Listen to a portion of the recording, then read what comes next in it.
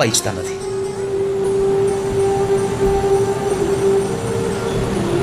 જ્યારે માણસની વૃત્તિ બગડે ને ત્યારે આ સંસારમાં બધું જ અનિચ્છનીય ઘટનાઓ ઘટવા લાગે. જ્યારે માણસની વૃત્તિ બગડે જાય.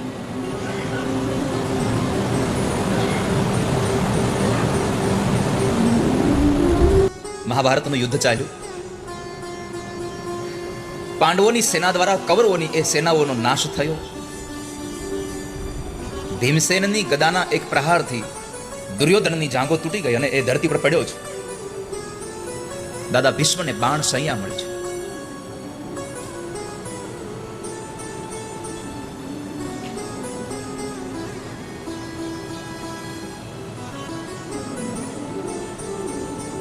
આપણને થાય પાંડવોની આટલી બધી સેના નાની હતી, કૌરવોની આટલું બધું મોટું સૈન્ય, અને છતાંય પાંડવો જીતી ગયા.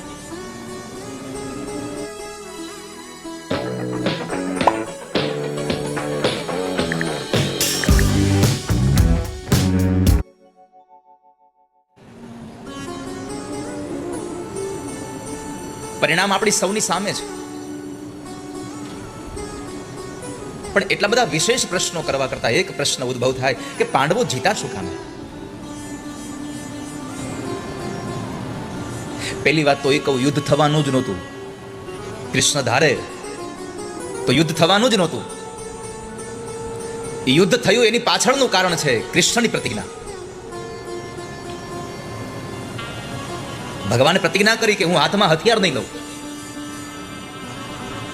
જો ભગવાન પ્રતિજ્ઞા ન કરે કે હું હાથમાં હથિયાર નહીં લઉં અને મારા હાથમાં હથિયાર હોવા છતાં હું પાંડવોના પક્ષમાં રહીશ, તો કૌરવના પક્ષના એક પણ યોદ્ધાની તાકાત નહોતી કે યુદ્ધ માટે મેદાનમાં આવી શકે. કર્ણને ખબર હતી, દાદા ભીષ્મને ખબર હતી, દ્રોણને ખબર હતી કે કૃષ્ણ તત્વ શું છે. આ તો ભગવાન કૃષ્ણએ પ્રતિજ્ઞા કરી કે હું હાથમાં હથિયાર નહીં લઉં રણ મેદાનના યુદ્ધમાં. એ કુરુક્ષેત્રના મેદાનમાં હાથમાં હથિયાર નહીં લઉં.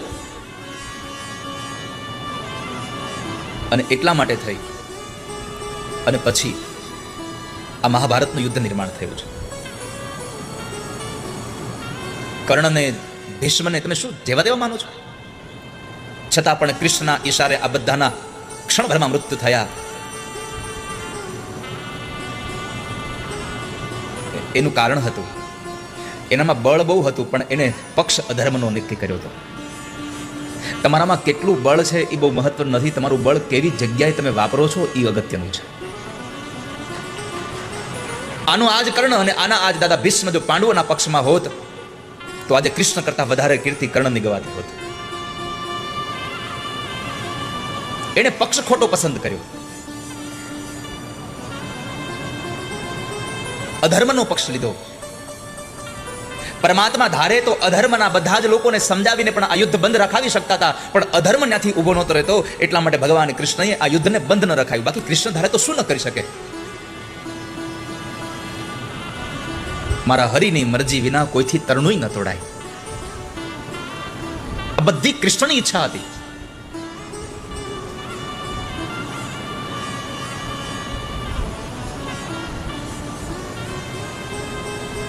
અને કૃષ્ણ પાંડવોના પક્ષમાં હતા. કેમ? તો કહે છે પાંડવોના પક્ષમાં ધર્મ હતો. યતો ધર્મ તતઃ કૃષ્ણ.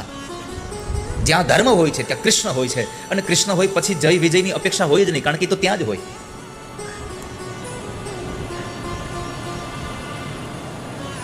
ત્યાં જ બધા રહ્યા છે. પાંડવો યુદ્ધને જીતે છે. દુર્યોધન ખૂબ કણસતો હતો. ભીમની ગદાથી મરે છે, કારણ કે ભીમે ભગવાનની આજ્ઞાનું પાલન કર્યું એટલા માટે. અને તમે મહાભારતના કોઈ પણ પ્રસંગને વાંચી જુઓ, સાંભળી જુઓ, જ્યાં જ્યાં પણ પાંડવોએ ભગવાનનો આદેશ માન્યો છે ત્યાં ત્યાં બધાનો વિજય થયો છે. મહાભારતના યુદ્ધમાં તમે જુઓ, દરેક જગ્યાએ ભગવાન કૃષ્ણને પૂછીને પાંડવોએ કામ કર્યું છે. એકમાત્ર વિદુરજી આમંત્રણ દેવા આવ્યા ધૃતરાષ્ટ્રનું કે તમને દ્યુત ક્રીડા માટે બોલાવે છે, અને એ સમયે મનમાં લેશ માત્ર અહંકાર હશે કે ચાલો ને જઈએ, કદાચ હારીશું તો કેટલું હારીશું, આપણી પાસે તો બહુ બધું છે. અને આ ભાવે કૃષ્ણને પૂછ્યું નહીં અને ભગવાનને પૂછ્યા વગર ગયા તો હાનિ થઈ. આ સંસારમાં આ કથા આપણને ઉપદેશ કરે છે કે જીવનનું કોઈ કામ કરવા નીકળો ત્યારે તમે કૃષ્ણને પૂછો. કૃષ્ણને પૂછવાનો અર્થ તમારા હૃદયને પૂછો, આમાં કૃષ્ણ બેઠો છે. સર્વસ્ય ચાહમ હૃદય સન્નિવિષ્ટ, હું બધાના હૃદયમાં છું. આપણે બહુ બધી વખત સાંભળ્યું છે કે ભાઈ બધું બુદ્ધિ કહે એમ ન કરાય. ક્યારેક તમારા દિલને પૂછો, ક્યારેક તમારા હૃદયને પૂછો, આત્માને પૂછો.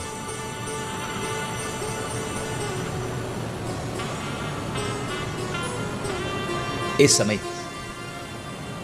પરમાત્માએ આજ્ઞા કરી અને ભીમે પોતાના ગદાના પ્રહારથી દુર્યોધનની જાંઘો તોડી દીધી.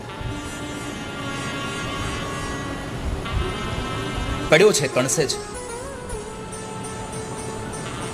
સાંજના સમયે અશ્વત્થામા આવે છે. ગુરુનો દીકરો છે, મિત્ર પણ છે.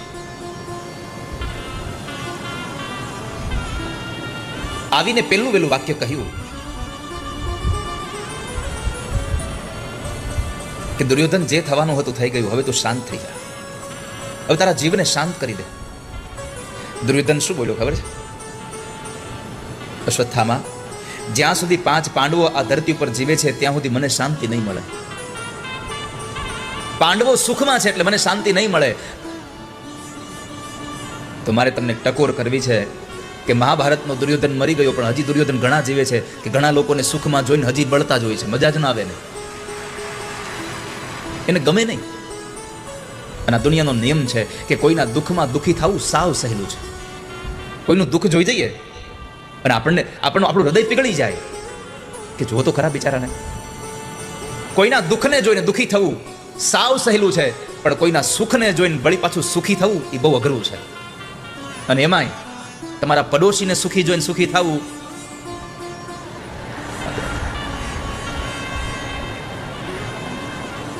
સુખી જ ન થઈ શકો તમે.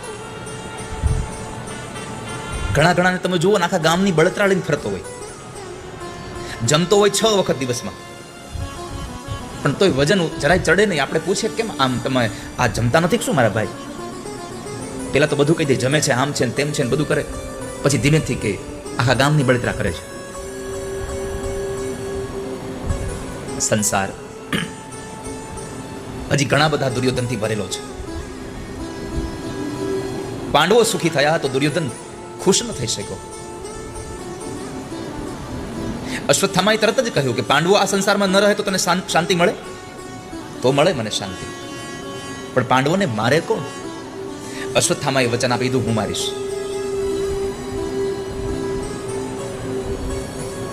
કાલ સવાર થતા આ સંસારમાં પાંડવો નહીં રહે. અશ્વત્થામા નીકળી જાય છે. રાત્રિના સમયે મારવાનો વિચાર કર્યો, કારણ કે અશ્વત્થામાની તાકાત નહોતી કે પાંડવોની સામે સામી છાતીએ લડી શકે. એટલે રાત્રિના સમયે સૂતા હોય તો ઊંઘમાં જ મારી નાખો.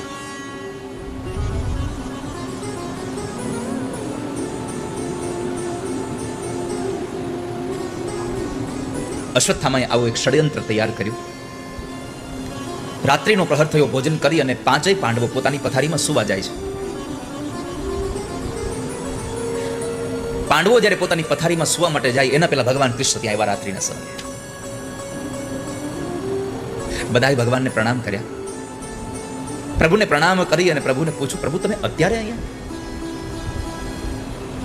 હા ભાઈઓ, આપણે ગંગા કિનારે જવું છે. પાંડવો વિચાર કરે છે કે અત્યારે ગંગા કિનારે? ભગવાનની સામે પ્રશ્ન ન કર્યો, અત્યારે શું કામ જવું છે? આ વાતમાંથી શીખજો વાલા વૈષ્ણવો કે ક્યારેક કોઈક મોટો માણસ, આપણું હિત કરનારો માણસ આવીને એમ કહે ચાલો આમ જવું છે, કદાચ એ સમય ઉચિત ન હોય તોય નીકળી જાજો, કારણ એની સાથે નીકળવામાં તમારી ભલાઈ હશે આ સંસારમાં. કૃષ્ણ કહ્યું આપણે પાંડવોને ચાલો આપણે ગંગા કિનારે જવું છે. રાત્રિનો સમય છે, નથી પૂજા કરવાની, નથી કોઈ સંધ્યાવંદન કરવાનું, નથી સ્નાન કરવાનું, નથી સત્સંગ કરવાનો, છતાં પણ એમ ગંગા કિનારે? હા ચાલો જવું છે. 5 પાંડવો નીકળી જાય છે. પાંડવોને નથી ખબર કે અશ્વત્થામા અમને રાત્રે મારી નાખવાની યુક્તિ કરી રહ્યો છે, પણ કૃષ્ણને તો ખબર હતી. કારણ અશ્વત્થામાએ ભલે જાહેર નહોતું કર્યું કે હું પાંડવોને રાત્રિમાં મારી નાખીશ, કોઈને નહોતું કીધું, એકલો જ જાણતો હતો, પણ છતાં અશ્વત્થામાને એમ હતું કે મને એકલાને ખબર છે કે હું પાંડવોને રાત્રે મારવાનો છું. પણ એ ભૂલી ગયો હતો કે આ સંસારમાં કોઈ પણ વાતની ખબર 2 વ્યક્તિઓને હોય છે. આ દુનિયામાં દરેક વસ્તુની ખબર કમસે કમ બે વ્યક્તિને હોય છે. તમે તમારા મનમાં સંકલ્પ કરો તો એવું ન રાખશો કે મને એકને જ ખબર છે, મેં તો કોઈને કીધું નહોતું તોય કેમ પહોંચી ગયું. આ દુનિયામાં બે વ્યક્તિને ખબર છે, એક તમને અને એક આપણા ઠાકોરજીને. આનાથી કશું જ અજાણ નથી. તમે કોઈકનું સારું વિચારો તોય પણ ઠાકોરજીને ખબર છે, અને તમે કોઈકનું ખરાબ વિચારો તોય આપણા ઠાકોરજીને ખબર છે. તન કી જાને મન કી જાને, જાને ચિત્ત કી ચોરી, इसके आगे क्या छिपाना, जिसके हाथ में जीवन की डोरी. આપણા કનૈયાને બધી ખબર. પ્રભુ જાણતા હતા. અને પાંડવોને સૌથી મોટો ફાયદો એ થયો, કૃષ્ણ એના પક્ષમાં હતા. અર્જુન બાજી ન્યા જ જીતી ગયો હતો જ્યારે એને ભગવાનને માગ્યા.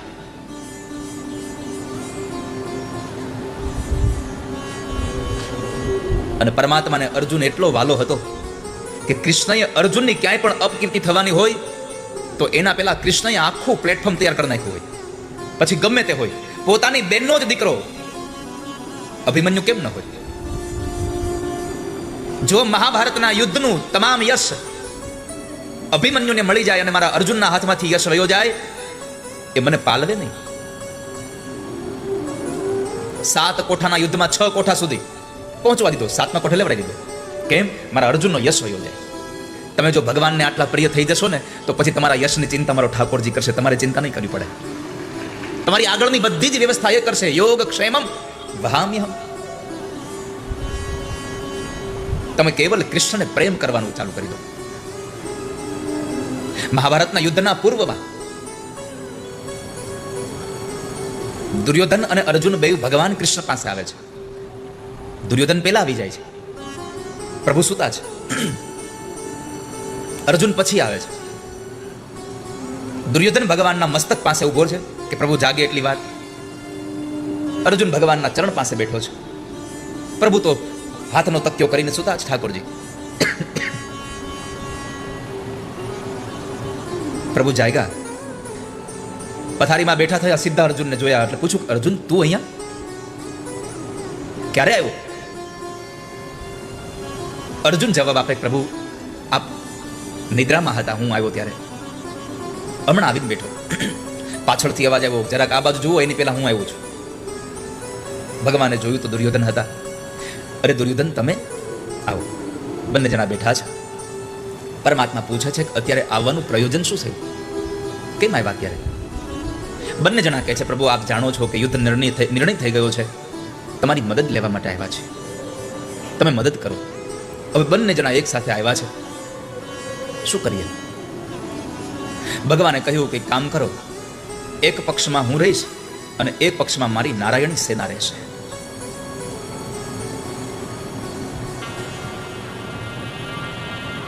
પણ હા, હું જે પક્ષમાં રહીશ એ પક્ષમાં હું હાથમાં હથિયાર નહીં લઉં. સમજાઈ ગયું બેયને? બે જણાએ કહ્યું હા. માગો અર્જુન, તમારે શું જોઈએ છે? આ કથા બે રીતે છે. માગો અર્જુન, શું જોઈએ તમને? દુર્યોધન કહે છે, પહેલા હું આવ્યો છું, મારો માગવાનો અર્થ છે હક મારો છે.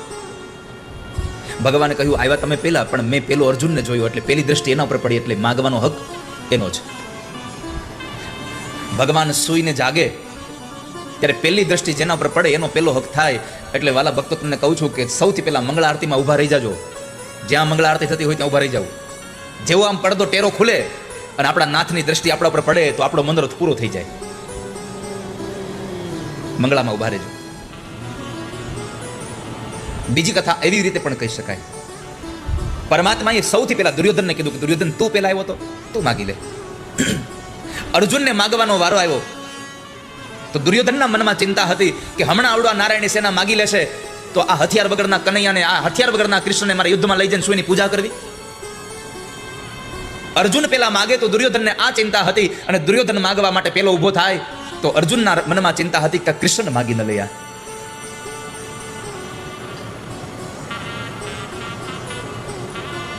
દુર્યોધનને માગવાનો વારો આવ્યો તો દુર્યોધને કહ્યું કે મને નારાયણની સેના આપો. ભગવાને કીધું, તમારે જે જોતું હોય તે માગવાનો વારો તમારો છે, તમારે જે જોતું હોય તે લઈ જાઓ, મને નારાયણની સેના આપી દો. આમ પણ તમને અર્જુન બહુ વધારે વાલો છે, તમારા ફૈબાનો દીકરો છે, તમે એની હારે રહ્યો. ભગવાન મરક મરક હસે છે ઠાકોરજી. દુર્યોધનને એમ હતું કે નારાયણની સેના લઈ અને હું બળવાળો થઈ ગયો. પરમાત્માએ કીધું કઈ વાંધો નહીં, તમને જે ગમ્યું તે દુર્યોધન લઈ જાઓ તમે. દુર્યોધન નારાયણની સેના માગીને જાય છે. અર્જુન ભગવાન પાસે બેઠા છે. અર્જુનને જો પેલો માગવાનો વારો આવ્યો ને એને ભગવાનને માગ્યા તો દુર્યોધન એમ કહે છે કે હા હવે કાંઈ વાંધો નહીં,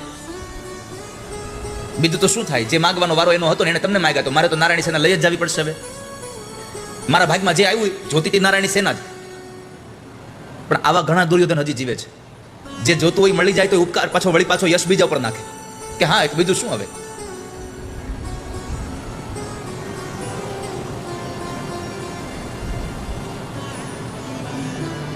દુર્યોધન નારાયણની સેના લઈને ગયો એટલે ભગવાન પાસે અર્જુન બેઠા છે. પરમાત્માએ કહ્યું કે અર્જુન, તારા ભાગ્યમાં તો હું રહ્યો, હાથમાં હથિયાર નહીં લઉં અને નારાયણની સેના પેલો દુર્યોધન લઈ ગયો. આમ જોવા જા તો એક વાત કહું અર્જુન, માખણ માખણ બધું દુર્યોધન લઈ ગયો અને તારી પાસે ખાટી છાશ વધ્યા. માખણ તો બધું દુર્યોધન લઈ ગયો. પણ એ સમયે અર્જુને ભગવાનને જવાબ આપ્યો, પ્રભુ કાંઈ વાંધો નહીં, માખણ માખણ ભલે દુર્યોધન લઈ ગયો પણ માખણ ચોર તો મારી પાસે છે હજી. માખણ ચોર મેરે પાસ હૈ. અર્જુને ભગવાનને માગ્યા એટલે મહાભારતનું યુદ્ધ એના પલ્લામાં ગયું. ને માગ્યા એટલે મહાભારતનું યુદ્ધ એના પલ્લામાં ગયું, એટલે જીત એના ત્રાજવામાં ગઈ. પરમાત્મા પાંડવોને લઈને જતા રહે છે અને આ બાજુ અશ્વત્થામા આવે છે.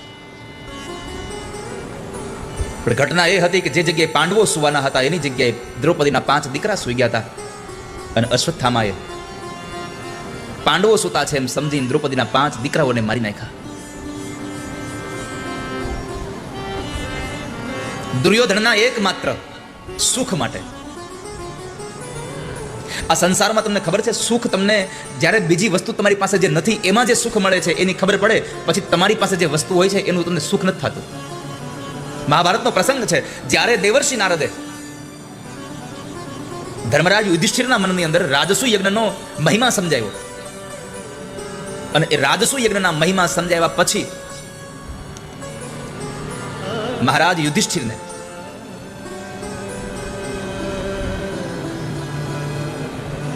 ઇન્દ્રપ્રસ્થનું રાજ્ય હતું એની પાસે, સાથે મય સભાના માલિક હતા. આ દુનિયામાં મય સભા જેવી કોઈ સભા જ નથી. મય નામના દાનવે ભગવાનના કહેવાથી આ યુધિષ્ઠિરને બનાવી આપેલી એ મય સભા કે જેમાં જળ હોય ત્યાં સ્થળ દેખાય, સ્થળ હોય ત્યાં જળ દેખાય. એમાં જ દુર્યોધન પડ્યો અને બોલ્યા હતા, અંધના અંધ જ હોય. મય સભાનો અધિપતિ છે, માલિક છે, ઇન્દ્રપ્રસ્થનો રાજા છે, કૃષ્ણ જેવો મિત્ર છે, દ્રુપદ જેવો જેનો સસરો છે, અને છતાંય રાજસુ યજ્ઞના સુખની એને ખબર પડી તો આ બધા જ સુખ એના માટે ભૂલાઈ ગયા, દુઃખી થઈ ગયો. કેમ? રાજસુ યજ્ઞના સુખની એને ખબર પડી તો હવે મારે રાજસુ યજ્ઞ કરી અને મારે આ સુખ મેળવવા છે. બીજા સુખને મેળવવા જાવ ત્યારે તમારી પાસે જે સુખ હોય ને એમાં તમને દુઃખ લાગવા લાગે છે.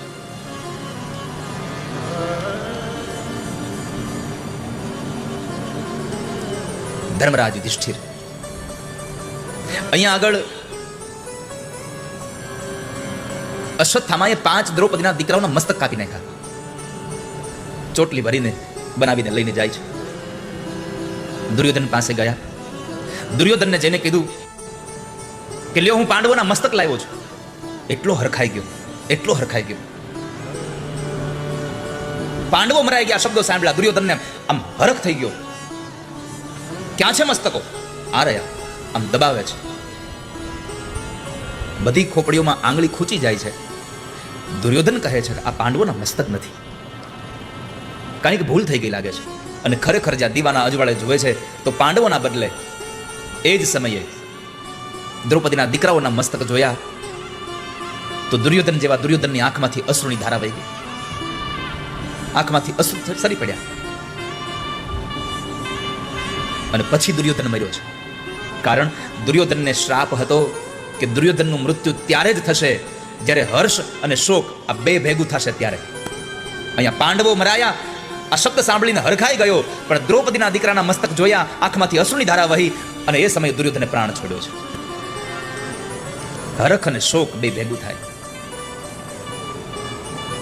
અશ્વત્થામાને પછતાવાનો પાર ન રહ્યો. શું કરે હવે? વિચારા વગરનું કામ કરી નાખ્યું, પછી થાય શું એમાં?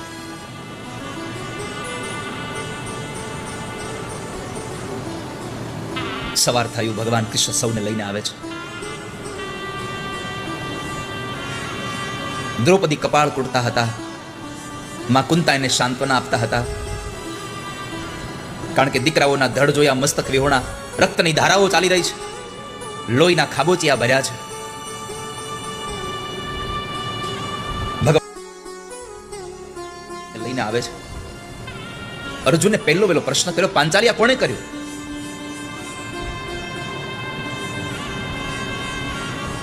દ્રૌપદીજી બોલ્યા છે, મને ખબર નથી આ કોણે કર્યું, પણ જેણે કર્યું એને બહુ યોગ્ય નથી કર્યું. દ્રૌપદી ખૂબ રડતા હતા.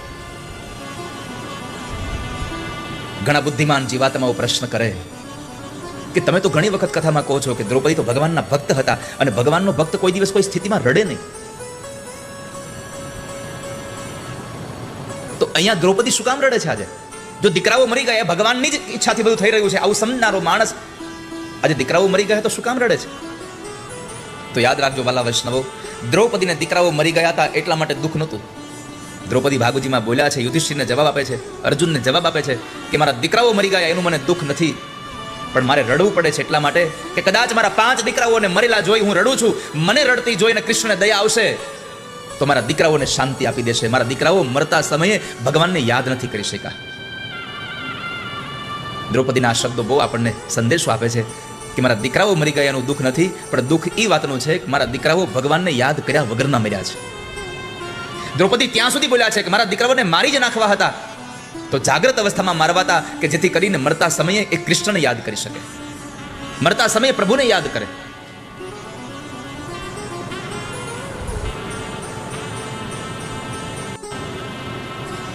કોણે કર્યું ખબર નથી. અર્જુને પ્રતિજ્ઞા કરી છે કે તારા 5 દીકરાના હત્યારાને પકડીને લઈ આવી, એનું મસ્તક ઉતારી, એનો પાટલો બનાવીને એના ઉપર તને પગ રખાવીને આગળ વધારું, પછી પાંચાલી તમે આપણા દીકરાનો અગ્નિ સંસ્કાર કરજો. ત્યાં સુધી હું તમારા આંખના આંસુ લૂછીશ નહીં. અર્જુન ભગવાનને લઈને જાય છે. પરમાત્માને લઈને નીકળ્યા.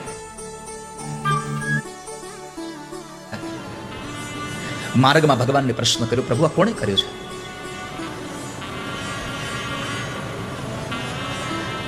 તારા ગુરુના દીકરાએ અશ્વત્થામાને પકડવા જાય છે. અશ્વત્થામાને જ્યારે નજીક આવી જાય અર્જુન, એટલે અશ્વત્થામાએ પોતાના પિતાજીએ શીખડાવેલું બ્રહ્માસ્ત્રનું વિદ્યા હતી, એ બ્રહ્માસ્ત્ર અર્જુન ઉપર ચડાવ્યું.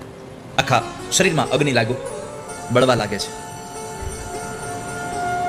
જ્યારે બળ્યો છે ત્યારે એ સમયે ભગવાન કૃષ્ણ પાસે આવે છે.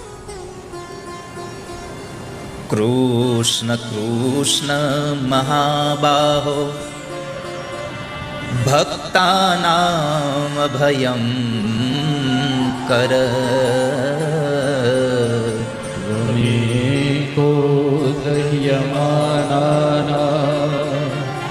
મપવર્ગોસી સંસ્કૃતે. પ્રભુ મને બચાવી લો, કોઈક મને બાળી રહ્યું છે. પરમાત્માએ કહ્યું, ચિંતા ન કરીશ અર્જુન, આ તો તારા ગુરુના દીકરાએ તારા ગુરુ પાસેથી શીખેલી જે વિદ્યા બ્રહ્માસ્ત્ર છે ચડાવ્યું છે, તું પાછું વાળી લે. તારા ગુરુની કૃપા તારા ઉપર છે કે એના સગા દીકરાને બ્રહ્માસ્ત્ર ચડાવવાની વિદ્યા આપી, પણ બ્રહ્માસ્ત્રને પાછું કેમ વાળવું એની વિદ્યા તને શીખડાવી છે.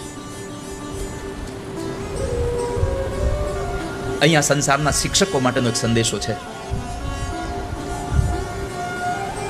કે તમારો દીકરો પણ તમારી પાસે વિદ્યા અભ્યાસ કરતો હોય અને બીજા લોકો પણ તમારી પાસે અભ્યાસ કરતા હોય તો બીજા કરતા સારી વિદ્યા તમારા છોકરાઓને શીખડાવી એવી વૃત્તિ ન રાખવી. તમારી વિદ્યાનો સાચો અધિકારી હોય એને વિદ્યા આપવી જોઈએ. દીકરો હોય તો દીકરાને જ આપવું એવું નહીં. અહીંયા દ્રોણ પોતાના દીકરાને બ્રહ્માસ્ત્ર ચડાવતા શીખડાવે છે, પણ બ્રહ્માસ્ત્ર ચડાવવાનું અને ઉતારવાની જો વિદ્યા કોઈને પાછી વળવાની વિદ્યા આપી હોય તો અર્જુનને આપી. કેમ? લાયકાત એનામાં છે, પાત્રતા એનામાં છે, યોગ્યતા એનામાં છે.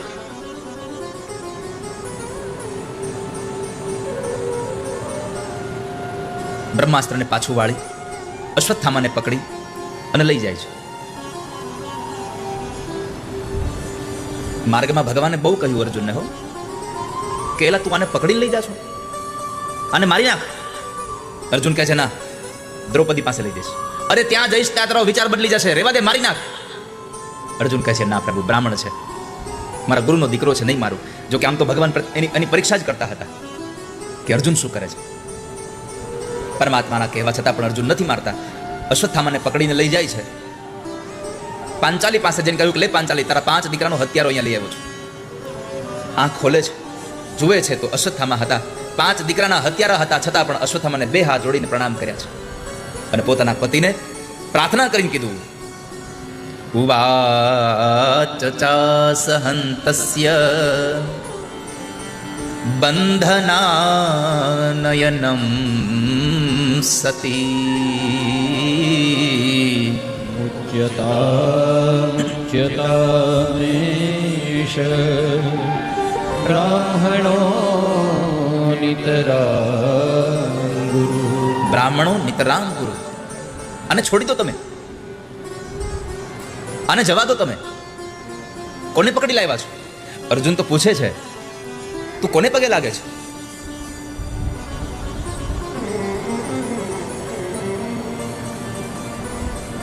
આ તારા દીકરાનો હત્યારો છે, કોને પગે લાગે છે?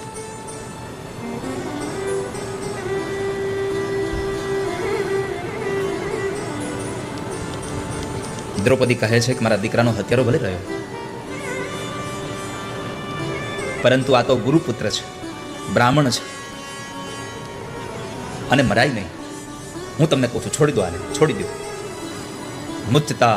મુચ્ચતામેશ બ્રાહ્મણો નિતરામ ગુરુ. અને જવા દો તમે.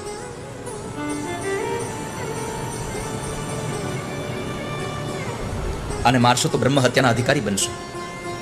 સીધું ભગવાન સામે જોયું અર્જુને, પ્રભુ શું કરું? જો મારું તો બ્રહ્મ હત્યા, ન મારું તો પ્રતિજ્ઞા તૂટે, કરવું શું? તમે જેમ કહો તેમ કરો. ભગવાને કીધું કે જો તું મને પૂછતો હોય તો હું તો એટલું તને કહીશ કે યદિ બ્રાહ્મણ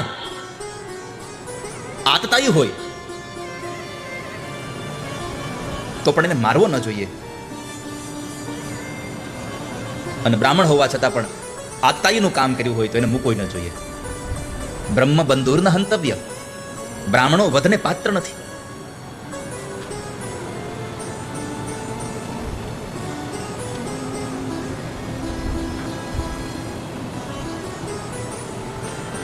પણ હું તને એટલું કહીશ અર્જુન, મને જે ગમે છે એ તું કર. અને અર્જુન ભગવાનનો ભક્ત હતો, સમજી ગયો. અશ્વત્થામાના મસ્તકમાંથી એક મણી ઉતારી લઈ, માથાના વાળ ઉતારી અપમાનિત કરીને એને કાઢી મૂકે છે. આ દુનિયામાં મૃત્યુદંડ એટલે મારી જ નાખવો એ મૃત્યુદંડ નથી, પણ આબરૂદાર માણસને જાહેરમાં ખાલી એને અપમાનિત કરી દો તો એના જેવું મૃત્યુ કોઈ બીજું નથી. એના માટે આ સંસારમાં ખાલી કાંઈ આપણે પૈસાથી જ જીવી શકીએ, સંપત્તિથી જ જીવી શકીએ એવું નથી. આ સંસારમાં ઘણા માણસો આબરૂથી જીવે છે, જેને આબરૂ વાલી છે, જેને આબરૂની પડી જ નથી, એને કઈ ચિંતા જ નથી.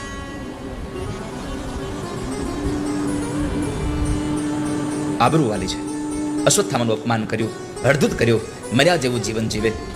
અને એ સમયે પરમાત્મા દ્રૌપદીના 5 દીકરાઓના એ ધડને અગ્નિ સંસ્કાર કરાવી અને પ્રભુ દ્વારિકા જવા માટે તૈયાર થયા. પરમાત્મા જ્યારે દ્વારિકા જવા માટે તૈયાર થયા, રથ તૈયાર થયો, ભગવાન રથમાં બેસવા ગયા. એક સ્ત્રી આવી ભગવાનના પગ પકડીને પ્રભુને પ્રાર્થના કરે, પાહી પાહી મહાયોગિન દેવ દેવ જગત પતે માન્યમ તદયમ પશ્યે યત્ર મૃત્યુ પરસ્પરમ. પરમાત્માને પ્રાર્થના કરીને એક સ્ત્રી એટલે કે અભિમન્યુની વિધવા પત્ની ઉત્તરાજી પ્રભુને પ્રાર્થના કરે છે, ઠાકોરજી આપ રોકાઈ જાઓ, મારું મરણ થાય તો ભલે થાય, પણ મારા ગર્ભમાં રહેલા બાળકને બચાવી લો તમે. મામે ગર્ભૌ નિપાત્યતા, મારા ઉદરમાં રહેલા બાળકને બચાવી લો. આ અશ્વત્થામાં બ્રહ્માસ્ત્ર મારીને આને મારી નાખશે. ભાગવતમાં આ કથા જરા અલગ રીતે આપી છે. મહાભારતમાં પરમાત્મા જવા માટે નીકળે ત્યારે ઉત્તરાના ઉદરમાંથી એક બાળકનો જન્મ થયો, પણ મૃત બાળક છે. ઉત્તરા ભગવાનને સ્તુતિ કરે, માં કુંતા ભગવાનને સ્તુતિ કરીને કહે છે, પ્રભુ અમારો વંશજ અહીંયા નથી રહેતો, આપાને બચાવો, આપાને સજીવન કરો. મહાભારતમાં લખ્યું છે, ભગવાન કૃષ્ણ બોલ્યા છે કે મેં કુરુક્ષેત્રના મેદાનમાં ક્યાંય પણ અધર્મ ન કર્યો હોય, મારામાંથી લેશ માત્ર પણ સત્યને હટવા ન દીધું હોય, અને સત્યમાં હું કાયમના માટે રહ્યો હોઉં. કંસ અને કેશી જેવા રાક્ષસોને મેં જો ધર્મ વગર માર્યા ન હોય, ધર્મથી જ એને માર્યા હોય, તો બાળક સજીવન થાય. આવું ભગવાન બોલ્યા છે. હવે વિચાર કરો કે કુરુક્ષેત્રના મેદાનમાં મેં ક્યાંય અધર્મ ન આચર્યો હોય, કંસને અને કેશી જેવા રાક્ષસોને મારવામાં પણ મેં અધર્મ ન કર્યો હોય, તો આ બાળક જીવતું થાય. અને એ સમયે મૃત બાળક ચેતનવાળું બન્યું હતું. અહીંયા ઉત્તરાના ઉદરની અંદર રહેલા બાળકની રક્ષા માટે ઉત્તરાજી ભગવાનને પ્રાર્થના કરે. પ્રભુ તરત જ એના પાછા ખેંચાતા શ્વાસમાં અંદર ગયા અને બ્રહ્માસ્ત્રથી ભગવાને રક્ષા કરી બહાર આવ્યા છે. પરમાત્માને માના ઉદરમાં પરીક્ષિતે જોયા છે. પરમાત્માને માના ઉદરમાં પરીક્ષિતે જોયા છે. પરીક્ષિતનું સાચું નામ છે વિષ્ણુરાત, પણ પરીક્ષિત એટલા માટે કે જન્મતાની સાથે જ જે એને માના ઉદરની અંદર એક દિવ્ય પુરુષને જોયા હતા, એને બહાર આવતાની સાથે જોવા માટે ચારે બાજુ આંખો આમ ચરક કરવા લાગ્યા, એટલે નામ પડ્યું પરીક્ષિત. એનું સાચું નામ વિષ્ણુરાત છે. એનું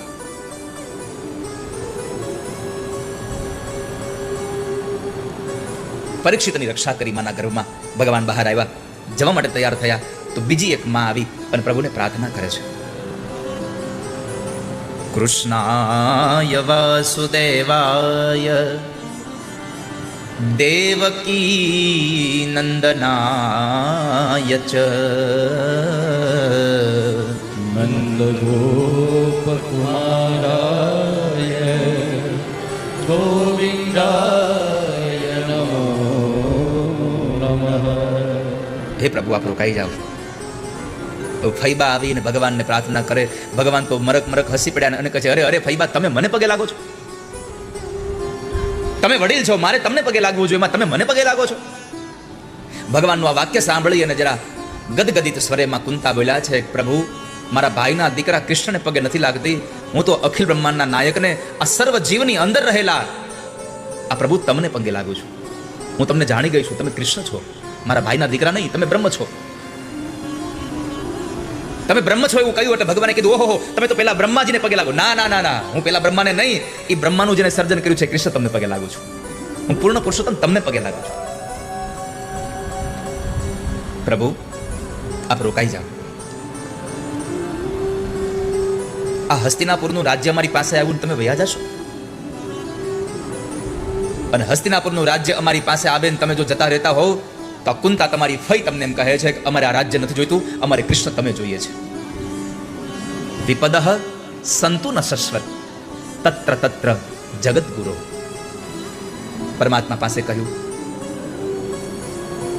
પ્રભુ મારી પ્રાર્થના એટલી છે કે હસ્તિનાપુરનું રાજ્ય અમને સુખ મળે, અને એ સુખના લીધે તમે જો દ્વારિકા જતા રહેતા હોવ તો અમે પ્રાર્થના કરીએ છીએ, અમને દુઃખ આપો, કૃષ્ણ મારી સાથે રહેવા જોઈએ, અમને હસ્તિનાપુર નથી જોઈતું. આ સંસારમાં કોણ એવો જીવાત્મા હશે જે ભગવાન પાસે દુઃખ માગે? એકમાત્ર માં કુંતાએ કહ્યું, પ્રભુ તમે અમને દુઃખ આપો. કારણ તો કહે છે કે સુખમાં તમને ભૂલી જવાય, દુઃખમાં તો તમે બહુ યાદ આવો. આ દુનિયાના જીવનો નિર્ણય છે, આ દુનિયાના જીવ તમામ જીવોની એક પદ્ધતિ છે કે દુઃખમાં ભગવાનને બહુ યાદ કરે, સુખ મળે પછી ભગવાન ભૂલાઈ જાય. સાયકલ લઈને જો કંઈક આપણે આપણા વ્યવસાયમાં જતા હોઈએ તો રસ્તામાં આવતા મંદિરે ઊભા રહીએ, મંદિરમાં જઈને પગે લાગીએ, પણ જેવી સાયકલમાંથી મોટરસાયકલ થાય તો બહાર ઊભા રહીને હોર્ન વગાડીને વયા જાય, પછી અંદર ન જઈએ. પ્રભુ આપ જો આપવા ઈચ્છતા હોવ તો દુઃખ આપો, આ સુખ નથી જોઈતું.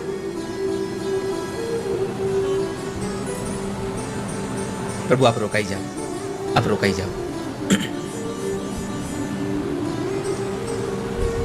દ્રૌપદી ભગવાનને પ્રાર્થના કરે, ઉત્તરાજી ભગવાનને પ્રાર્થના કરે, કુંતાજી ભગવાનને પ્રાર્થના કરે. પરમાત્મા રોકાય છે. પ્રભુ રોકાયા છે, પણ કોના માટે? ઉત્તરા માટે નહીં, કુંતા માટે નહીં. ભગવાન એના એક ભક્ત દાદા ભીષ્મ માટે રોકાયા છે. કુરુક્ષેત્રના મેદાનમાં બાણ શૈયા ઉપર પોઢેલા દાદા ભીષ્મ માટે ભગવાન રોકાયા છે. કારણ કે દાદા ભીષ્મને વચન આપેલું હતું કે તમારું મરણ આવશે ત્યારે હું તમારી સામે ઊભો હોઈશ. કેમ કે દાદાને માગવાનો વારો આવ્યો ત્યારે દાદાએ આ માગ્યું હતું એટલા માટે. દાદાએ આ માગ્યું હતું એટલા માટે. સદેવ દેવો ભગવાન પ્રતીક્ષતા કલેવરમ યાવદિદમ હીનોમ્યહમ. પ્રસન્નહાસારુણલોચનો લસન મુખાંબુજો ધ્યાનપથશ્ચતુર્ભુજ. મુખાંબુજો ધ્યાનપથ ચતુર્ભુજમ. પરમાત્માને પ્રાર્થના કરી હતી કે પ્રભુ તમે રોકાઈ જાઓ. કુરુક્ષેત્રના મેદાનના યુદ્ધમાં દાદા ભીષ્મને જ્યારે દુર્યોધને મેણું માર્યું કે તમે મારા પક્ષમાં રહ્યો છો, પણ તમે જીત તો તમે હંમેશા હિત તો પાંડવોનું જ ઈચ્છો છો. અને વાત સાચી છે. મહાભારતના યુદ્ધમાં લખ્યું છે ભગવાન વ્યાસે કે દાદા ભીષ્મ જ્યારે જ્યારે પાંડવો પર બાણ ચડાવતા હતા ને, ત્યારે એક એક તીરમાં, એક એક બાણમાં દાદા ભીષ્મ બોલતા હતા જયોસ્તુ પાંડવાનામ, જયોસ્તુ પાંડવાનામ, જયોસ્તુ પાંડવાનામ. પાંડવોનો જય થાય, પાંડવોનો જય થાય, આવું બોલી બોલીને મારતા હતા. પણ દુર્યોધને જ્યારે મેણું માર્યું એટલે દુર્યોધનને કીધું કે તને એવું લાગતું હોય કે હું તારા પક્ષમાં રહીને પણ તારું હિત નથી ઈચ્છતો, તો એક કામ કર, તારા પત્ની ભાનુમતીને તું સાંજના સમયે, રાત્રિના સમયે હું ભજનમાં બેસું ત્યારે મને મોકલજે. હું એને અખંડ સૌભાગ્યવતીના આશીર્વાદ આપીશ અને પછી તારા પક્ષમાંથી લડીશ. તો તને ભરોસો આવશે? તો આવશે. પણ આ દુનિયાનો સૌથી મોટો રાજકારણી, આના જેવું રાજકારણ કોઈને આવડતું જ નથી. આપણા કનૈયાને જે જગ્યાએ ભાનુમતીને જવાનું હતું, દુર્યોધનની પત્નીને અખંડ સૌભાગ્યવતી ભવના આશીર્વાદ લેવા જવાનું હતું, એ ભાનુમતી પહોંચે એના પહેલા આખી બાજી પલટી નાખી, દ્રૌપદીને લઈને વયા ગયા અને અંધારામાં આશીર્વાદ અપાઈ દીધા અખંડ સૌભાગ્યવતી ભવ. કારણ કૃષ્ણને ખબર હતી કે જો દાદા ભીષ્મ અખંડ સૌભાગ્યવતી ભાનુમતીને કહી દેશે તો દુર્યોધનને મારવો સહેલો નથી પછી. એટલે પરમાત્મા દ્રૌપદીને લઈને ગયા. પણ દ્રૌપદીને આવેલા જોઈ અને દાદા ભીષ્મ સમજી ગયા કે અહીંયા આવી નથી, આને કોઈક લઈ આવ્યું છે અહીંયા. પછી ભગવાન કૃષ્ણ પાસે જાય છે. ભગવાન તો દ્વારપાળના વેશમાં હતા, માથે પન્યું વીટેલું, કાળી કામળી ઓઢેલી, એક હાથમાં લાકડી, એક હાથમાં ફાનસ. તમે જુઓ તો ખરો ભગવાન પોતાના ભક્ત માટે શું શું કરે છે. આખા બ્રહ્માંડનો અધિપતિ દ્રૌપદી માટે થઈ, અર્જુન માટે થઈ અને એક દ્વારપાળ બની જાય, સૈનિક બની જાય, પ્રભુ સેવક બને છે. આ શબ્દને કહેવો, આ શબ્દને સાંભળવો બહુ જ સહેલો છે, બહુ જ સહજ છે, પણ આને સમજવો બહુ મુશ્કેલ છે કે અર્જુન માટે થઈ અને પરમાત્મા દ્રૌપદીના સેવક બની જાય. તો તમે કલ્પના કરો કે એ અર્જુનને ભગવાનમાં કેટલી ભાવના હશે, એ અર્જુનને ભગવાનમાં કેટલી લાગણી હશે. અને જ્યારે આવી લાગણી થાય ત્યારે તમે નિર્ભય બની શકો. દાદા ભીષ્મે પ્રતિજ્ઞા કરી હતી કાલ સાંજ સુધીના સૂર્યાસ્તમાં પાંડવોને મારી નાખું. સાંજના સમયે પ્રતિજ્ઞા કરી કે આવતીકાલના યુદ્ધમાં પાંડવોને મારી નાખું અને કદાચ પાંડવો બચી જાય તો અર્જુનને તો મારી જ નાખું. આવી પ્રતિજ્ઞા દાદા ભીષ્મએ કરી હતી. સાંજના સમયે જ્યારે ભગવાન રાત્રિના સમયે નીકળ્યા આમ છામણીઓમાં જોવા માટે, તો અડધી રાતે યુધિષ્ઠિર પોતાના તીરકાંઠાઓને, પોતાની તલવારને સજાવતા હતા. ભગવાને પૂછ્યું કે એલા અત્યારે કેમ આ બધું કરો છો? તો કહે છે પ્રભુ તમે તો જાણો છો કે દાદાએ પ્રતિજ્ઞા કરી છે કાલ પાંડવોને મારી નાખવા, અને કદાચ પાંડવો ન મરે તો અર્જુનને મારી નાખવા. આવી પ્રતિજ્ઞા દાદાએ કરી છે એટલે ઊંઘ નથી આવતી. ભગવાને કીધું વાત સાચી છે, તૈયારી કરો. જેવા ભીમની છાવણીમાં ગયા તો ભીમ પોતાની ગદાને લઈને રાત્રે, અડધી રાતે પરસેવાથી રેબજેબ. ભગવાને એને પૂછ્યું, એને એ જ જવાબ આપ્યો, પ્રભુ ઊંઘ નથી આવતી. નકુલ ને સહદેવ પોતાના તીરકાંઠાઓને ઝેર પીવડાવતા હતા. એને પણ એ જ જવાબ આપ્યો. દાદા ભીષ્મના શબ્દો કાનમાં એવા ગુંજે છે, ઊંઘ નથી આવતી. ભગવાનને થયું લાવ હવે જોવા દે, જે અર્જુનને મારી નાખવાના છે એની દશા શું હશે અત્યારે. જ્યાં જઈને એની છાવણીમાં જોવે તો ભગવાનની આંખો ફાટી ગઈ. પાંડવોની આખી છાવણીમાં બધા લોકોને ઊંઘ નથી આવતી. તીરકામઠાઓને પોતાના હથિયારોને તૈયાર કરે છે, કોઈને ચેન નથી પડતું. અને જેને મારી નાખવાના છે એ અર્જુન જમણા હાથનો તકિયો કરીને ઘસઘસાટ ઊંઘતો હતો. ભગવાનની આંખો ફાટી ગઈ. આ શું છે? પરમાત્માએ હલાવ્યો, એ ઊભો થા. ભગવાનને જોઈને પ્રણામ કરીને કહે છે, પ્રભુ તમે અત્યારે?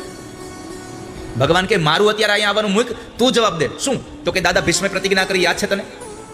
હા, પણ એ તો કાલે યુદ્ધની વાત છે, તમે અત્યારે અડધી રાતે શું છે? અરે તને એ જ યાદ કરાવવા આવ્યો છું કે દાદાની પ્રતિજ્ઞાને લઈને આખી પાંડવોની છાવણીમાં કોઈને ઊંઘ નથી આવતી અને તું અહીંયા ઘસઘસાટ ઊંઘી ગયો, તને નિંદર કેમ આવે છે? ત્યારે અર્જુન બોલ્યા હતા, પ્રભુ દાદાના શબ્દોને સાંભળી અને પાંડવોની છાવણીમાં કોઈને ઊંઘ નથી આવતી, વાત બરાબર છે, પણ મને નિંદર એટલા માટે આવે છે કે મારી ચિંતા કરવાળો કૃષ્ણ અડધી રાતે જાગે છે હજી. પ્રભુ તમે જાગો છો.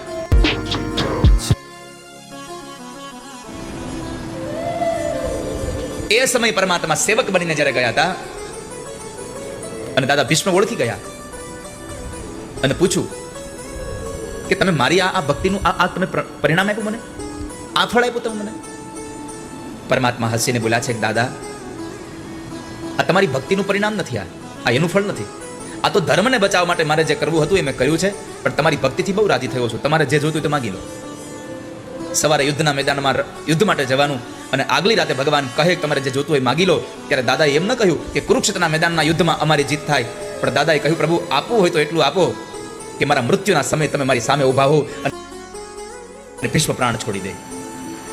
સદેવ દેવો ભગવાન પ્રતીક્ષતામ કલેવરમ યાવદિદમ હીનોમ્યહમ. સન્નહાસારુણલોચનો લસન મુખાંબુજો ધ્યાન પથશ્ચતુર્ભુજ. ભગવાન તમે રોકાઈ જાઓ. ભગવાને પૂછ્યું ક્યાં સુધી? તો કહે છે મારું મરણ ના આવે ત્યાં સુધી, મારું મૃત્યુ ના આવે ત્યાં સુધી રોકાઈ જાઓ. અને રોકાવ છો તો યાદ રાખજો પ્રસન્ન હા સારું. નહીં તો ઘણા ઘણાને રોકાવાનું કઈ પરાણે રોકાય પણ મોઢું પછી ઉતરી ગયેલી કઢી જેવું કરે. રોકાવું હોય તો પ્રસન્ન બની રોકાજો. પ્રસન્ન હા સારુણ લોચનો લસન. અને પરમાત્માને એ શબ્દ યાદ આવ્યા એટલે ભગવાન રોકાયા અને પરમાત્મા પાંડવોને લઈ અને કુરુક્ષેત્રના મેદાનમાં જાય. એ સમયે કુરુક્ષેત્રના મેદાનમાં બાણસૈયા પર પોટેલા ભગવાન, બાણસૈયા પર પોટેલા દાદા ભીષ્મ ભગવાન કૃષ્ણને પ્રાર્થના કરે, ગોવિંદ ચલે આવો, ગોપાલ ચલે આવો, ગોવિંદ ચલે આવો, ગોપાલ ચલે આવો, ગોવિંદ ચલે આવો, ગોપાલ ચલે આવો, ગોવિંદ ચલે આવો, ગોપાલ ચલે આવો. હે મુરલીધર માધવ નંદલાલ ચલે આવો, હે મુરલીધર માધવ નંદલાલ ચલે આવો, હે મુરલીધર માધવ નંદલાલ ચલે આવો, હે મુરલીધર માધવ નંદલાલ ચલે આવો. में बसे हो तुम, धड़कन में धड़कते हो। आँखों में बसे हो तुम, धड़कन में धड़कते हो। आँखों में बसे हो तुम, धड़कन में धड़कते हो। आँखों में बसे हो तुम, धड़कन में धड़कते हो। कुछ ऐसा करो मोहन, सांसों में समा जाओ। कुछ ऐसा करो मोहन, सांसों में समा जाओ। गोविंद चले आओ, गोपाल चले आओ। गोविंद चले आओ, गोपाल चले आओ।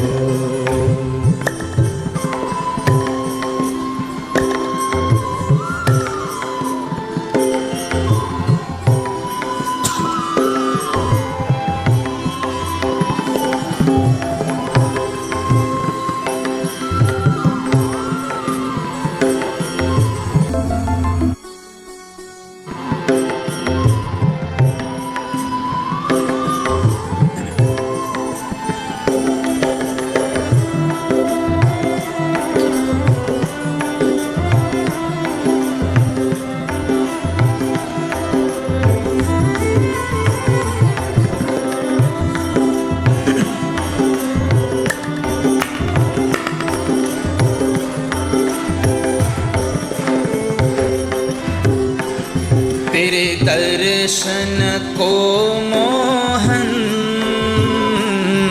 मेरे नैना तरसते हैं। दर्शन को मोहन, मेरे नैना तरसते हैं। तेरे दर्शन को मोहन, मेरे नैना तरसते हैं। दर्शन को मोहन, मेरे नैना तरसते हैं।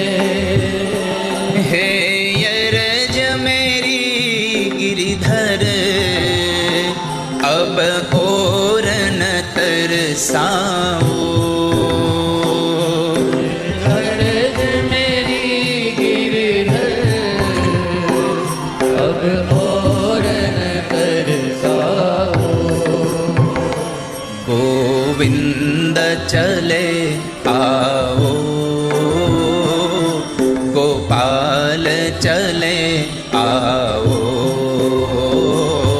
गोविंद चले आओ, गोपाल चले आओ।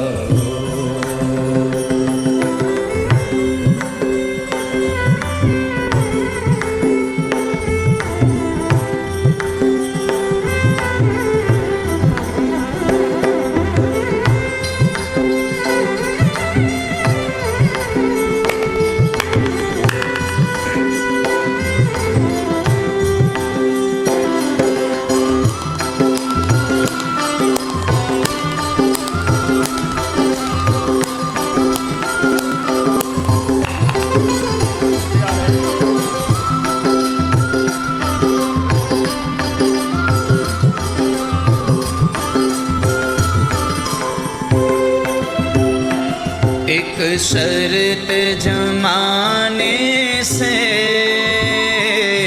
प्रभु हमने लगाई है। शर्त जमाने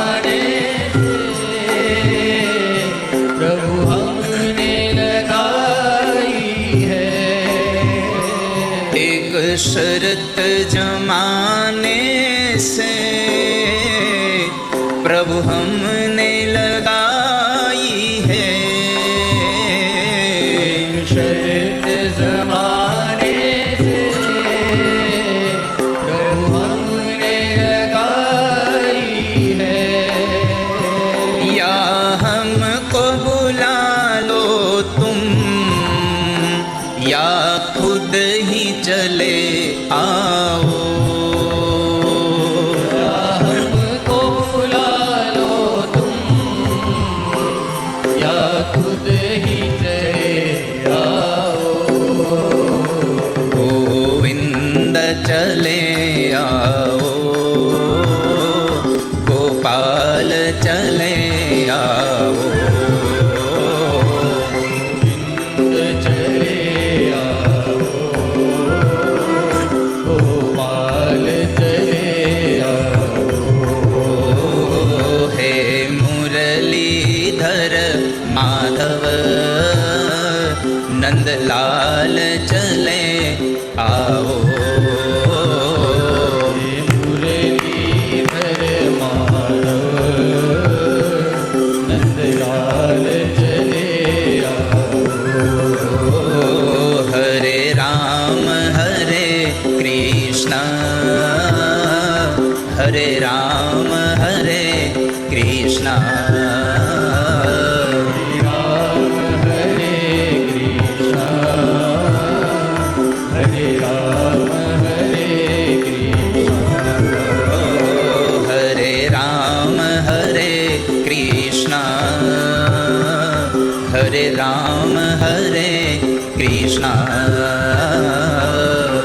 राम हरे कृष्णा हरे राम हरे कृष्णा हरे राम हरे कृष्ण हरे राम हरे कृष्ण गाइए तालियों के साथ पुकारिए कृष्ण को हरे राम हरे कृष्णा हरे राम हरे कृष्ण તમારાથી વધારે રૂપાળું કોણ છે?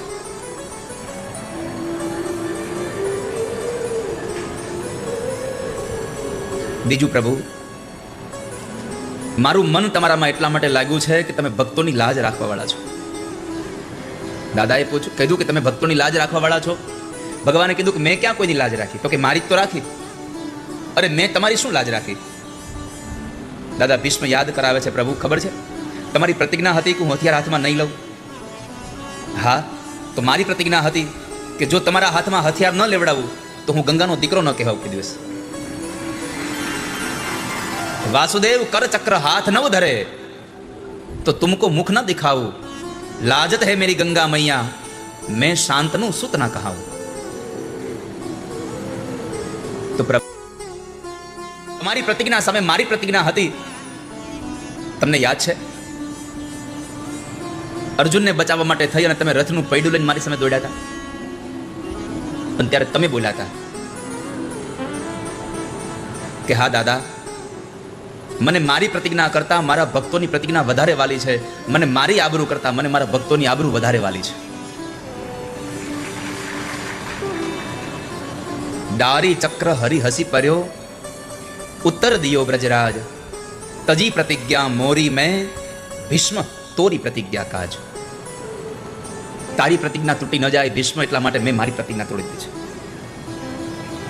અને એ દાદા ભીષ્મ ભગવાનને પ્રાર્થના કરે છે, સ્વનિગમમપહાય મત પ્રતિજ્ઞા મૃતમધિકર્તુમવપ્લુતો રથસ્થ ધૃતરથચરણો ભયચરદ્ગુરુ હરિરિવહન્તુ વિભંગતોત્તરીય. પરમાત્માએ પ્રાર્થના સાંભળી. અંત સમય ભગવાન એને ચતુર્ભુજ રૂપના દર્શન કરાવે અને દાદા ભીષ્મે પોતાનો પ્રાણ છોડ્યો. ઉત્તરાયણના પવિત્ર કાળમાં ભગવાનમય બની ગયા ભીષ્મ. ત્યાર પછી ભગવાન ત્યાંથી ગયા છે. પ્રભુ ત્યાંથી નીકળ્યા છે. જ્યારે ભગવાન જાય છે ત્યારે પરમાત્માનો રથ ગયો અને ભગવાનનું દ્વારિકામાં સ્વાગત સન્માન થયું. પરંતુ મહાભારતમાં લખ્યું છે કે ભગવાન ગયા તો ભગવાનના રથની પાછળ પાછળ પાંડવો પોતાના શરીરથી ન જઈ શક્યા, પણ આંખ અને મનથી ભગવાનની પાછળ પાછળ ગયા છે. લોચનેરનુ જગ્મુસ્તે તમાદ્રષ્ટિ પથાત તદા મનોવીરજુનુ જગ્મુસ્તે કૃષ્ણમ પ્રીતિ સમન્વયા. મહાભારતનો આદિ પર્વનો આ શ્લોક. લોચનેર અનુ જગ્મુસ્તે, પરમાત્માનો રથ ગયો તો પાછળ પાછળ દ્રષ્ટિ ગઈ. મન દ્વારા પણ પરમાત્માની પાછળ ગયા છે પાંડવો. અને જ્યારે જ્યારે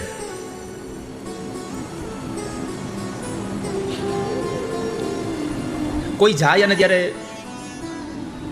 કોઈની વિદાયની વેળામાં હાલત દયનીય થાય એવી બે અવસ્થા છે, એવા બે પાત્રો છે. એક તમારો અંગત મિત્ર તમારાથી વિદાય લે ત્યારે તમને જે હાલત થાય, અને એક તમારો પ્રિયતમ તમારાથી દૂર જાય અને જે હાલત થાય એવી હાલત બીજાના વિદાયમાં ન થાય તમને ક્યારે. અહીંયા ભગવાન ગયા તો પાંડવોની દશા બગડી ગઈ. અને આમ પણ જુઓ તમે, જ્યારે જ્યારે ભગવાન પાંડવોથી દૂર થયા ત્યારે ત્યારે એવી એવી ઉપસ્થિતિઓ ત્યાં થઈ છે. જ્યારે જ્યારે ભગવાન દૂર થયા,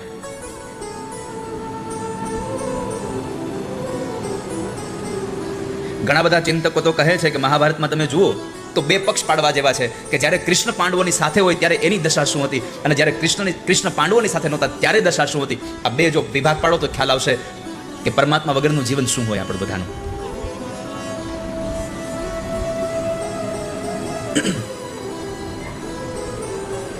પરમાત્મા ગયા છે દ્વારિકા. આ બાજુ પાંડવોના વંશજ પરીક્ષિત મહારાજનો જન્મ થયો. ભગવાનનું ત્યાં આગળ દ્વારિકામાં સ્વાગત સન્માન થયું. અષ્ટપટરાણીઓ પરમાત્માને આરતી ઉતારી અને મંગલ પ્રવેશ કરાવ્યો છે. ત્યારબાદ પરીક્ષિત મહારાજનો જન્મ થયો અને એ પરીક્ષિત મહારાજના જન્માક્ષરની અંદર લખ્યું હતું કે આનું કોઈ બ્રાહ્મણના શ્રાપથી મૃત્યુ. કહ્યું કે ચિંતા ન કરશો ધર્મરાજ, આ તો ભગવાનનો અનન્ય ભક્ત થવાનો છે, એટલે આપ ચિંતા ન કરશો નહીં ક્યારે. વિદુરજી મહારાજ યાત્રાથી પાછા આવ્યા. વર્ષો પછી 36 વર્ષની યાત્રા કરીને આવ્યા હતા. અને આપણા સનાતનમાં યાત્રાનો બહુ મહિમા છે.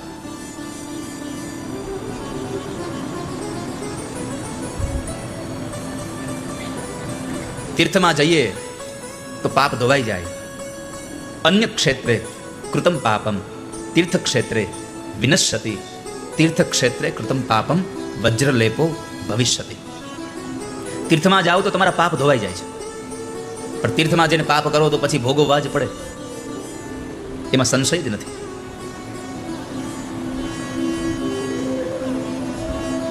વિદુરજી મહારાજ યાત્રાએથી આવ્યા. ધર્મરાજ યુધિષ્ઠિરે એનું સ્વાગત અને સન્માન કર્યું. ધૃતરાષ્ટ્રને ગાંધારીને ઉપદેશ આપ્યો વિદુરજીએ કે હવે તમે આ સંસાર છોડો, ભગવાનનું ભજન કરો. ધૃતરાષ્ટ્ર અને ગાંધારી હારે કુંતાજી પણ ગયા. ગંગાના ઘાટ ઉપર જઈ અને ભગવાનનું ભજન કરતા કરતા પોતાના દેહને છોડવાની તૈયારીઓ કરે. આ બાજુ ઘણા સમય વીતી ગયો અને એ સમયમાં પરમાત્મા સ્વધામ ગમન પણ થયા. અને એ સમાચાર લઈ અને અર્જુન જ્યારે આવે છે, પાંડવોને સમાચાર આપ્યા કે પરમાત્મા હવે આ ધરા ઉપર રહ્યા નથી.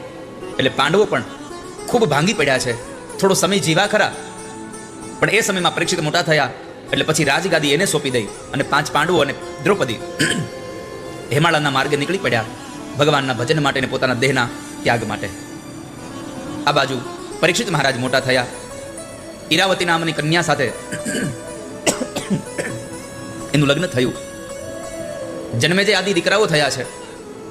પરીક્ષિત મહારાજ એક વખતના સમય પોતાના પરદાદા વખતનો એક મુગટ પહેરી અને મૃગ્યા રમવા ગયા. એમાં કલયુગ સાથે પરીક્ષિત મહારાજનું મિલન થયું. અને કલયુગ જ્યારે ગાય અને બળદને મારતો હતો એટલે પરીક્ષિત મહારાજને દંડ દેવા ગયા, પણ પરીક્ષિતના શરણે આવ્યો કલયુગ એટલે એને શરણાગતિ આપવાની ફરજ પડી. રહેવા માટે સ્થાન માંગ્યા તો 4 સ્થાન આપ્યા. દ્યુતમ પાનમ સ્ત્રિયઃ સૂના યત્ર ધર્મ ચતુર્વિધા. 4 સ્થાન રહેવા માટે આપ્યા. પેલું સ્થાન કલયુગને આપ્યું. દ્યુત એટલે જ્યાં જુગાર રમાતો હોય ત્યાં કલયુગ હશે. પાનનો અર્થ છે જે ન ખાવા પીવાના પદાર્થો ખવાઈ પીવાઈ રહ્યા છે ત્યાં કલયુગ હશે. વ્યભિચાર થતો હશે ત્યાં કળિયુગ હશે, અને જ્યાં હિંસા થતી હશે ત્યાં કળિયુગ હશે. આ 4 જગ્યાએ કલીને રહેવાના સ્થાન આપ્યા. પણ કલીએ ફરી પાછી એક યાચના કરી. પુનશ્ચ યાચમાનાય જાત રૂપમદાત પ્રભુ. તતો નૃદમ મુદમ કામ રજો વૈરમ ચ પંચમમ. મહારાજ, મને રહેવા માટે એક સ્થાન સારું આપો. આ 4 સ્થાન આપ્યા પણ મારો પરિવાર એમાં નહીં સમાય. એટલે પછી પરીક્ષિત મહારાજે એને એક સ્થાન વધારે એ આપ્યું કે જ્યાં અનિતિનું સોનું હોય એમાં તારો વાસ થઈ જા. અને પરીક્ષિતના આ કહેવાથી કલી ઊભો થયો અને પરીક્ષિતના મુગટમાં બેસી ગયો. માથામાં મુગટ સોનાનો હતો પણ એ જરાસંધનો હતો, અને જરાસંધે જેટલી સંપત્તિ ભેગી કરી હતી એ અનિતિની હતી, અને અનિતિમાં કલી રહે છે. અને જ્યાં કળિયુગ હોય ત્યાં કોઈ દી સુખ ન આવવા દે. માટે ભગવાનને પ્રાર્થના કરજો વાલા વૈષ્ણવો કે ઠાકોરજી, નીતિનું ધન ભલે ઓછું અમારા ઘરમાં આવે પણ અનિતિનો 1 રૂપિયો અમારા ઘરમાં લઈ આવવાનો વિચાર સુધા પણ ન થાય એવી વિચારધારા અમને આપજો આ સંસારમાં. અનિતિમાં કળિયુગ રહે છે, અને કળિયુગ આવે એટલે પછી જીવનમાં ડખો થાય જ.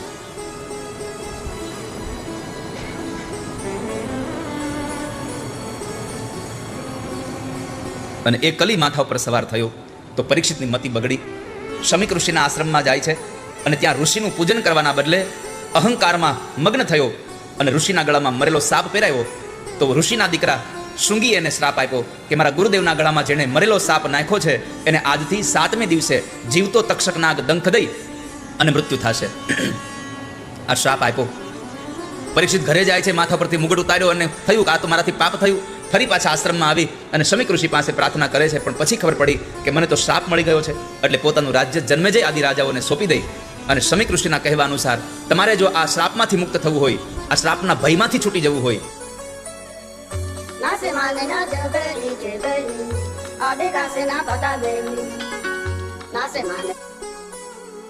આ શ્રાપમાંથી મુક્ત થવું હોય, આ શ્રાપના ભયમાંથી છૂટી જવું હોય તો તમે ભાગવતની કથા સાંભળો. ગંગાના કિનારે આવી અનશન વ્રત લઈ અને બેઠા છે, અને એ અનશન વ્રત લઈને બેઠેલા પરીક્ષિતને કોઈ કથા કહેવા તૈયાર થયું નહીં. ત્યારે દેવર્ષિ નારદ સુખદેવજી મહારાજને પ્રાર્થના કરી અને લઈ આવ્યા છે, વિનંતી કરીને લઈ આવ્યા છે. અને પરીક્ષિત મહારાજ પાસે જ્યારે આવે છે સુખદેવજી મહારાજ, ત્યારે પરીક્ષિત રાજાએ પહેલો વેલો એના પગ પખાડ્યા અને પહેલો પ્રશ્ન કર્યો, બાપજી, આ સંસારમાં જેનું મરણ નજીક આવ્યું હોય એને શું કરવું જોઈએ? જેનું મૃત્યુ નજીક હોય એવા જીવાત્મા શું કરવું જોઈએ? સુખદેવજી મહારાજ બહુ રાજી થયા અને શરૂઆતના પ્રારંભમાં કહ્યું, વરિયાને શતે પ્રશ્ન કૃતો લોકહિતં નૃપ. આત્મવિદ સંમતઃ પુંસા શ્રોતવ્યાદિષુ યઃ પરઃ. રાજા, તારો પ્રશ્ન બહુ શ્રેષ્ઠ છે. જેનું મરણ નજીક આવ્યું એને શું કરવું જોઈએ? આ તારો પ્રશ્ન તારા માટે નથી. વરિયાન એશ, આ તારો પ્રશ્ન આ સંસારના બધા જીવાત્મા માટે છે, તારા એક માટે નથી. એટલે તારો પ્રશ્ન શ્રેષ્ઠ છે. જેનું મરણ નજીક આવ્યું હોય એને એક જ કામ કરવું જોઈએ, એતાવાન સાંખ્ય યોગાભ્યામ સ્વધર્મ પરિનિષ્ઠયા જન્મલાભઃ પરઃ પુંસા મન્તે નારાયણ સ્મૃતિ. રાજા, જેનું મરણ નજીક હોય એવા જીવાત્માએ ભગવાનનું ભજન કરવું જોઈએ, પરમાત્માની સ્મૃતિ રાખવી જોઈએ. અંતે નારાયણ સ્મૃતિ. અંતનો અર્થ આપણે લોકો એવા લેતા હોઈએ છીએ કે આપણે બીમાર થઈ જઈએ, પથારીમાં પડી જઈએ, વૃદ્ધાવસ્થા આવી જાય,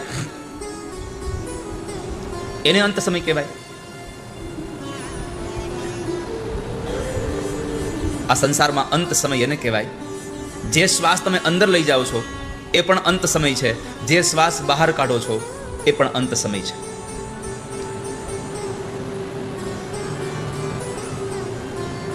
અંતે નારાયણ સ્મૃતિ.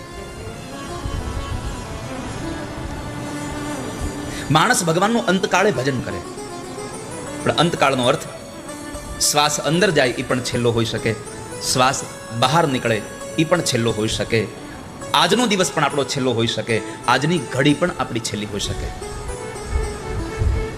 ઘણા લોકો સારા કામ કરવા માટે આવતીકાલ પર જવા દે, કાલે સારું કામ કરીશું.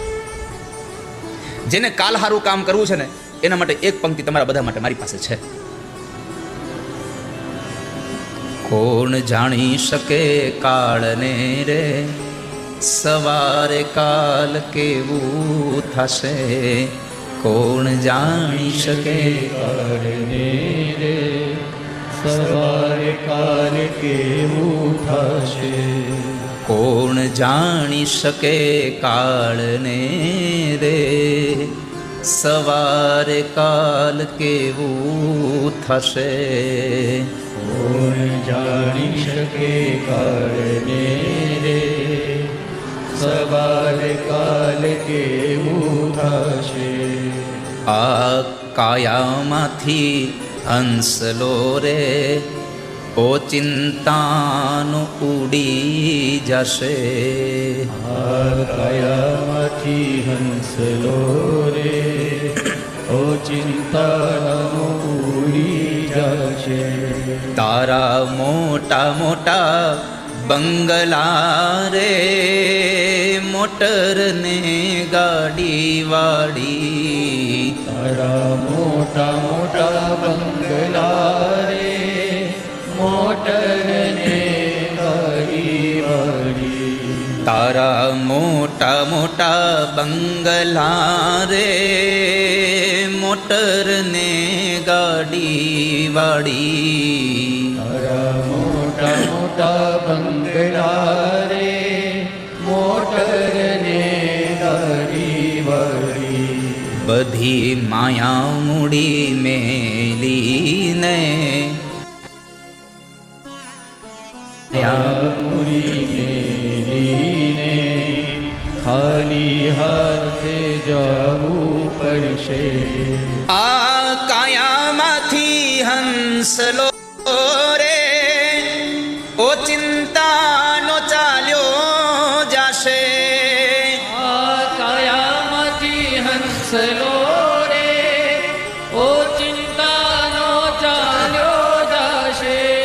કોણ જાણી શકે કાળને રે સવારે કાલ કેવું થશે.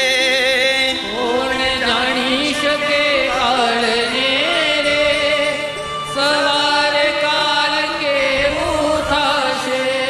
કાલ કરે સો આજ કર આજ કરે સો અબ. તમને જે કાલ કરવાની કે આવતીકાલ સારું કામ કરી લેશું આવી ઈચ્છા થાય એવાને મારી પ્રાર્થના છે કે આજ જ સારું કામ કરી લેજો, કારણ કે કાલની ખબર જ નથી.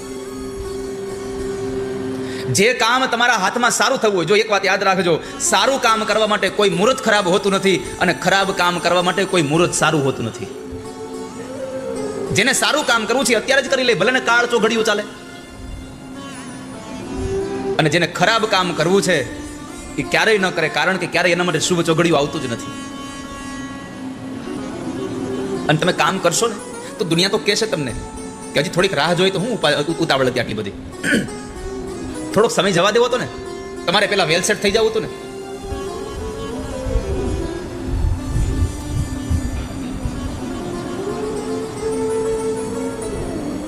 પણ આવી સલાહ દેવા વાળાને મારી એટલી પ્રાર્થના છે કે તમારે એટલું વિચારવું કે આવતીકાલની ખબર નથી આપણને. ને બધા એના સાક્ષી છે, મારા દીપકભાઈને.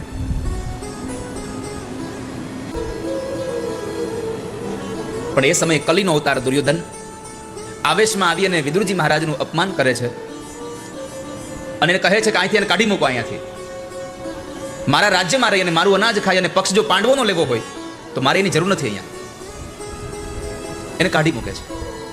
વિદુરજી મહારાજ ત્યાંથી નીકળી ગયા, યમુનાના કિનારે આવી અને તેઓ ભગવાનની ભક્તિ કરતા.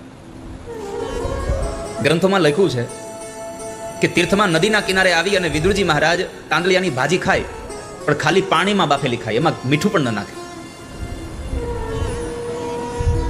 કારણ કે જે માણસ તીર્થમાં જાય એને ભોજનનો રસાસ્વાદ જરા છોડવો જોઈએ. તીર્થમાં જઈને પછી સારું ભોજન ગોતવા ન નીકળી પડવાનું હોય.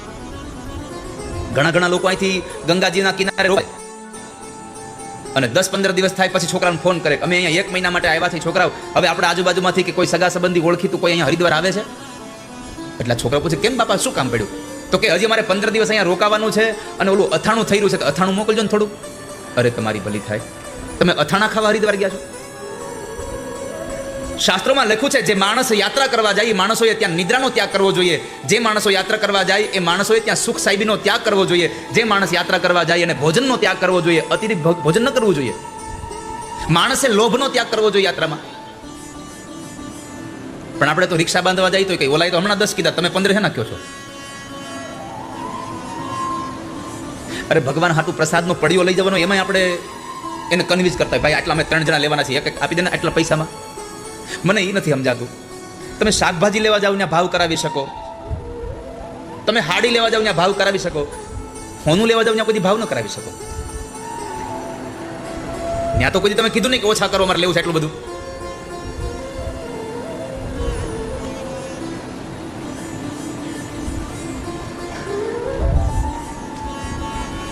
સંસારમાં યાત્રા માટે બહુ બધા અહીંયા સૂત્રો આપ્યા છે કે જે માણસ યાત્રા કરવા જાય એ માણસ લોભ છોડે, એ માણસ ભોગ છોડે, એ માણસ આળસ છોડે. ન કે ઘણા તો તમે જુઓ યાત્રા કરવા જાય તો સૌથી વધારે સમય તો હોટલમાં હોતો હોય. યાત્રામાં જાઓ ત્યારે સુવાનું પણ ઓછું કરી દેવું, બને તેટલું ભગવાનના તીર્થોમાં જઈ અને ભગવાનનું ભજન કરવું.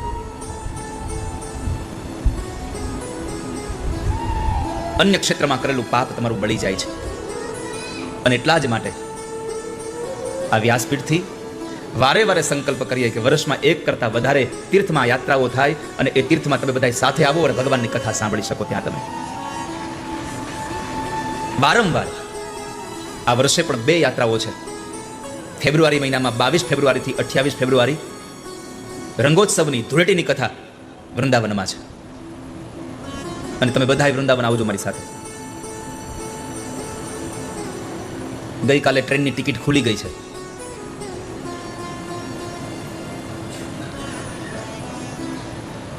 આઠ દિવસની યાત્રા છે. તમને બધાને વૃંદાવન આવવા માટેનું આમંત્રણ છે.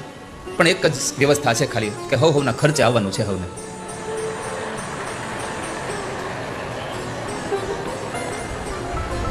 એ તો આ કાંતિ બાપાનો પરિવાર એવો છે કે તમે ટિકિટ ભાડું આપે, અમે ક્યાંથી આપી ગયા? એ તો એને અહીંયા ઠાકોરજીએ કૃપા કરી છે. અને અમે એમને લઈ જવા માંગીએ તો આખો મંડપ નહીં આવે. પણ અમે વ્યવસ્થા એવી કરી છે, આવા સુગ્ન જ્યારે અમને ભગવાનની કૃપાના પ્રસાદ રૂપે આવા યજમાનો મળે એટલે અમે એને પ્રેરણા કરી દઈએ. વૃંદાવનની યાત્રાનો ખર્ચ એક વ્યક્તિનો 14,000 રૂપિયા છે. પણ અમે શું કર્યું, આવી કથાઓના માધ્યમથી જે અમારા યજમાનો છે એને બધાને કીધું હોય કે તમે ભોજનની ને થોડીક સેવા કરી દો ત્યાં, એટલે અમે આ બધા લોકોને 7,000માં લઈ જઈએ, 50%માં. તો તમને બધાને વૃંદાવન આવવા માટેનું આમંત્રણ છે.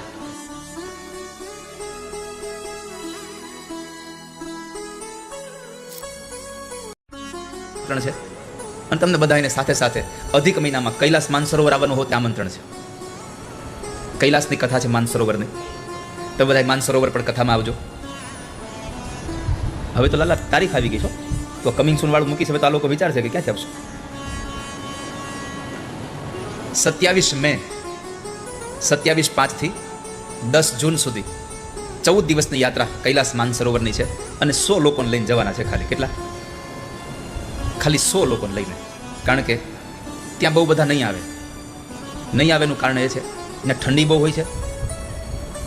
અને એટલી ઠંડીમાં પણ કૈલાસની ટિકિટ સાંભળીને ગરમી ચડી જાય. 3,35,000 રૂપિયા ટિકિટ છે એક માણસની.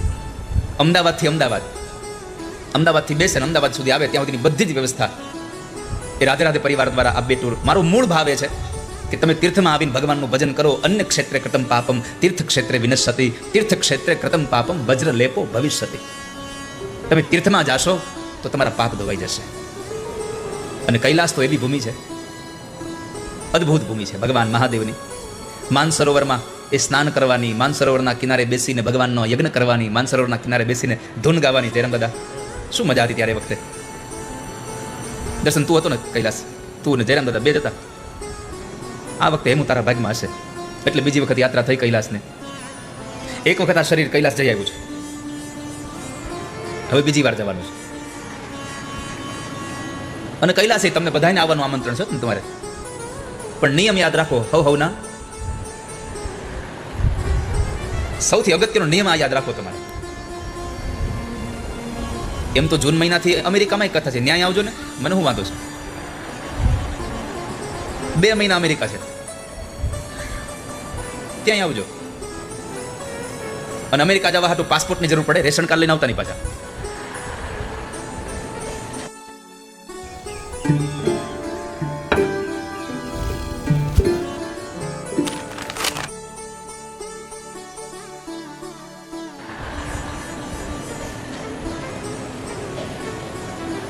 તીર્થની યાત્રા એટલા માટે છે કે માણસના કરેલા પાપો ધોવાઈ જાય, ભગવાનનું ભજન થાય અને ઈશ્વરના ભજન સાથે આપણે સૌ આપણું જીવન મંગલ બનાવી શકીએ. એટલા માટે વિદુરજી મહારાજ ત્યાંથી નીકળી ગયા, તીર્થમાં ગયા. પરમાત્મા દુર્યોધનને સમજાવવા આવેલા, પણ દુર્યોધન સમજો નહીં અને અંતે યુદ્ધ જ નિર્ણય થયો. ભગવાન જ્યારે દુર્યોધનના ઘરે આવ્યા ત્યારે દુર્યોધનના ઘરે જમ્યા નહીં, ભગવાન જમ્યા વિદુર કાકાના ઘરે. કારણ પરમાત્મા તમારી સંપત્તિ નથી જમતા, પરમાત્મા તમારા ઘરે બનાવેલા પકવાન નથી જમતા, પણ ભગવાન તમારા પકવાનની અંદર જેટલી ભાવના છે એ ભાવનાઓ પરમાત્મા જમે તમારે ત્યાં. વિદુરે ભગવાન માટે ભાજી નહોતી બનાવી,